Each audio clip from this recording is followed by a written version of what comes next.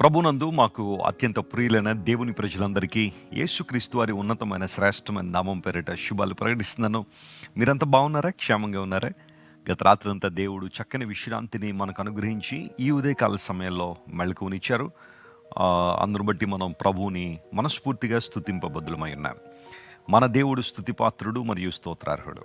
మన నిమిత్తం ఉన్నతమైన ప్రణాళికలు కలిగి ఉండి తన చిత్తాన్ని మన జీవితంలో నెరవేరుస్తూ ఆయన కృపలో ప్రతిరోజు ఆయన మనల్ని బలపరుస్తున్నారు.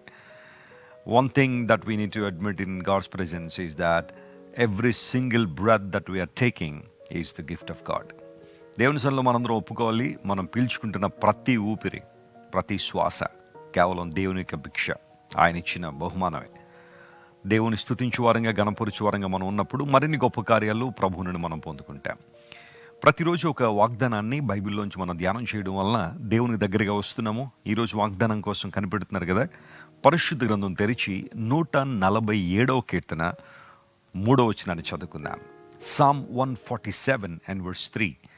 గుండె చెదరిన వారిని ఆయన బాగు చేయువాడు, వారి గాయములను కట్టువాడు.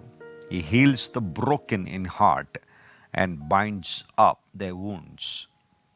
గుండె చెదరిన వారిని బాగు చేయవాడు. బ్రోకెన్ హార్ట్ లేదా బ్రోకెన్ ఇన్ హార్ట్ అని ఇంగ్లీష్లో మనం చూస్తున్నాం. చాలాసార్లు మన జీవితాల్లో మనం ఎదుర్కొంటున్న కష్టాలను బట్టి లేదా నష్టాలను బట్టో, అనుకోని సంఘటనలు జరగడం బట్టో గుండె పగిలిన అనుభవాలు రావచ్చు. అప్పటిదాకా బాగానే ఉందండి పరిస్థితులన్నీ, కానీ ఆ తర్వాత ఎందుకో ఏం జరుగుతుందో తెలియని ఒక నిస్సహాయతలోనికి నేను వెళ్ళిపోతున్నానండి. ఎందుకంటే ఒక దుర్వార్త నేను విన్నాను, ఒక చెడు వార్త నేను విన్నానని చాలామంది బాధపడుతుంటారు. సరిగ్గా 20 సంవత్సరాల క్రితం మా జీవితంలో కూడా ఇలాంటి సంఘటన ఒకటి జరిగింది. 2001 సంవత్సరం ఏప్రిల్ 7వ తారీఖు ఉదయకాలం మా తండ్రి గారు ప్రార్థన చేసుకోవడానికి ఆయన లేచినప్పుడు లేచి అలా క్రింద పడిపోయారు. డాక్టర్ దగ్గర తీసుకెళ్తే డాక్టర్ అన్నారు, హార్ట్ అటాక్ వచ్చింది మీ ఫాదర్కి. భయంకరమైన పరిస్థితే, ఎన్నడూ ఊహించలేదు. అప్పటికి మా నాన్నగారికి పెద్ద వయసు కూడా కాదు. ఆ సందర్భంలో డాక్టర్ గారు హార్ట్ అటాక్ వచ్చిందని చెప్పినప్పుడు డాక్టర్ గారి పరిస్థితి ఏంటంటే కేవలం ఒక 4 గంటల్లో మీ నాన్నగారు చనిపోవచ్చు, అంతకుమించి ఇంకెక్కువ బ్రతకరు, ఎందుకంటే మల్టిపుల్ బ్లాక్స్ లోపల ఉండుండొచ్చు అని డాక్టర్ చెప్పేసేసరికి మా పరిస్థితి కూడా అలాగే ఉంది. గుండె చెదిరిపోయిన అనుభవాలు, ఎటు పోవాలో తెలియదు, ఎవరి దగ్గరికి వెళ్ళాలో తెలియదు, ఏం చేయాలో పాలుపోని పరిస్థితుల్లో కేవలం ప్రార్థన, విశ్వాసంతో కూడిన ప్రార్థన. అప్పటికి నేను ఏదేదో చేసి డబ్బులు సంపాదించి మా తల్లిదండ్రులకి ఇవ్వాలనే ఆలోచనలు ఉండేవాడిని. కానీ దేవుడు తన సేవకు పిలవడం ప్రారంభించారు. నేను వద్దన్నాను. ఆ సందర్భంలో నేను సంపూర్ణంగా ప్రభువుకు సమర్పించుకున్నాను. దేవా, నా జీవితాన్ని నీకు సంపూర్ణంగా ఇస్తున్నాను, ఈ రోజున నీ కోసం బ్రతుకుతానని ఆ రోజు తీర్మానం చేసుకున్నాను నా 19వ సంవత్సరంలో. అప్పటి నుంచి ఇప్పటి వరకు కూడా దేవుడు తన సేవలో వాడుకోవడం మాత్రమే కాకుండా మా తండ్రి గారు నేటికి సజీవులుగా ఉన్నారని చెప్పడానికి నేను చాలా సంతోషిస్తున్నాను. గుండె చెదిరిపోయిన అనుభవాలు రావచ్చు. అప్పటి వరకు బాగున్న మీ కుటుంబ యజమాని ఆరోగ్యం చెదిరిపోయి ఉండొచ్చు, లేదా ఏదో తెలియని ఒక ఆర్థిక సంబంధ ఇబ్బంది మీ మీద పడిపోయి ఉండొచ్చు, ఎవరికో సహాయం చేద్దామని వెళ్ళి మీరు సమస్యలు ఇరుక్కుపోయి ఉండొచ్చు. పరిస్థితులు ఏమన్నాయి కానీ గుండె చెదిరిన అనుభవాల్లో ఉన్నప్పుడు దేవుడట అలాంటి వారిని బాగు చేస్తాడు, వారి గాయములు కట్టువాడు, వారిని పోగు చేసే దేవుడని బైబిల్లో చాలా స్పష్టంగా రాయబడింది.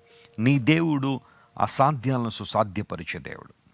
ఒకవేళ నీ జీవితంలో ఈ పర్టికులర్ టైంలో గుండె చెదిరిపోయిన అనుభవంలో ఉన్నావా, కృంగిపోవద్దు, దేవుని వైపు చూడు. ఆయన నిన్ను బాగు చేయగలిగినవాడు, ఆయన నీ గాయాలు కట్టువాడు. మనుషులు నీకు గాయాలు చేస్తారు, మానసికంగా నీకు గాయాలు చేసేవాళ్ళు ఉంటారు, శారీరకంగా గాయపరిచే వాళ్ళు ఉంటారు. తమ మాటల ద్వారా నీకు నొప్పి కలుగు చేసి, గాయాన్ని కలుగు చేసి, మానని గాయాలు బహుశా నీ జీవితంలో చాలా ఉండుండొచ్చు. కొంతమంది బ్యాక్ స్టాబింగ్ చేసేవాళ్ళు ఉంటారు, వెన్నుపోటు పొడిచేవాళ్ళు ఉంటారు. సంవత్సరాలు గడిచిన, నెలలు గడిచిన, దినాలు గడిచిపోతున్న ఆ బాధ వర్ణనాతీతం. అలాంటి పరిస్థితుల్లో భవిష్యత్తు ఉన్నావేమో.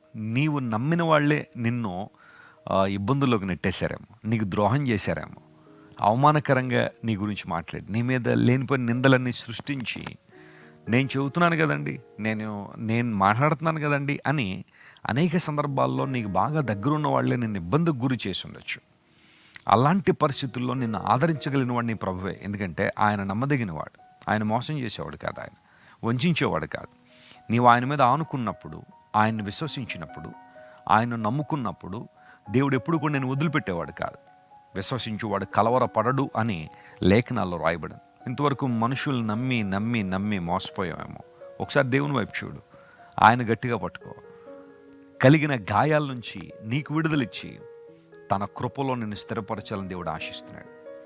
ఒక మనుష్యుడు యెరూషలేము నుండి యెరికోకు దిగి వెళ్తున్నప్పుడు దొంగల చేతిలో చిక్కి భయంకర పరిస్థితిలో విడవబడ్డాడు. ఆ మార్గంలో యాజకుడు వెళ్ళాడు. అతన్ని రక్షించడానికి కానీ అతనికి సహాయం చేయడానికి కానీ బహుశా అతనికి సమయం లేదేమో. ఆ తర్వాత లేవీయుడు వెళ్ళాడు, అతను కూడా సహాయం చేయలేదు. మంచి సమరయుడు ఆ మార్గంలో వెళ్తూ పడిపోయిన వ్యక్తిని చూసి అతని గాయాలు కట్టాడని లేఖనాల్లో మనం చూస్తున్నాం. ఆ మంచి సమరయుడు మన ప్రభువుని యేసుక్రీస్తు వారికి సాదృశ్యం. యేసు ప్రభు వారి లోకానికి వచ్చారు. మనందరూ ఆయన గాయపరిచాం. మన పాపముల ద్వారా, అపరాధముల ద్వారా ఆయన మాటకు అవిధేయత చూపించడం వలన, తిరుగుబాటుగా ప్రవర్తించడం వలన మనందరం దేవుని గాయాలు కలిగి చేశాం. అయితే దేవుడు ఎంత మంచివాడంటే మనం ఆయన గాయపరిచినప్పటికీ కూడా మన గాయాలు కట్టడానికి ఆయన ఈ లోకానికి వచ్చారు. పడిపోయిన మనల్ని ఆయన లేవనెత్తారు, బలమైన తన శక్తితో నింపారు. అందును బట్టి మనం ప్రభువును స్తుతించాలి. ఈరోజు నిన్ను నన్ను నిలబెట్టాలని, మన గాయాలు కట్టాలని ప్రభు ఆశిస్తున్నాడు. పరిశుద్ధాత్మ దేవుని యొక్క శక్తి ద్వారా మన గాయాలు కట్టబడుతున్నప్పుడు మనం సంపూర్ణమైన బలాన్ని, శక్తిని పొందుకుంటాం. ఈరోజు నేను మీకోసం ప్రార్థన చేస్తున్నాను. మానసికంగా చెదిరిపోయిన పరిస్థితులు మీరు ఉన్నారేమో, శారీరకంగా కూడా ఎన్నో సమస్యలు, ఇబ్బందులు మీరు ఎదుర్కొంటున్నారేమో. దేవుడు మీ గాయాలు కట్టి గుండె చెదిరిపోయిన అనుభవంలోంచి దేవుడు మిమ్మల్ని స్థిరమైన అనుభవాల్లోనికి నడిపించాలని మీకోసం బలంగా ప్రార్థన చేస్తాను. మీరు కూడా ప్రార్థన చేయండి. ఈ వాగ్దానాన్ని క్లెయిమ్ చేసి ప్రభువును స్తుతించండి. మీ జీవితాల్లో గొప్ప కార్యాలు జరుగుతాయి. ప్రేమగల తండ్రి, గొప్ప దేవ, మా గాయములు కట్టువాడో గనుక నీకు స్తోత్రాలు.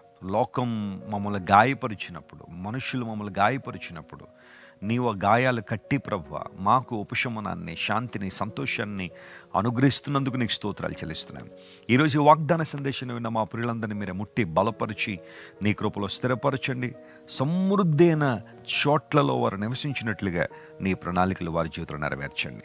అనారోగ్యంతో ఉన్న వారికి స్వస్థతను దయచేయండి. ఆర్థికంగా చితికిపోయిన వారు లేవనెత్తండి. ఈరోజు నేను ఒక అద్భుతం ఆశిస్తున్న మా ప్రియుల జీవితాల్లో అద్భుతాన్ని మీరే చేసిన నామాన్ని మహింపరచుకోమని యేసుక్రీస్తు వారి దివ్య సముఖంలో ఈ మా మనవులు సమర్పించి వేడుకొనిచున్నాం తండ్రి. Amen, amen, amen. God bless you dear friends. Have a wonderful day. మీరు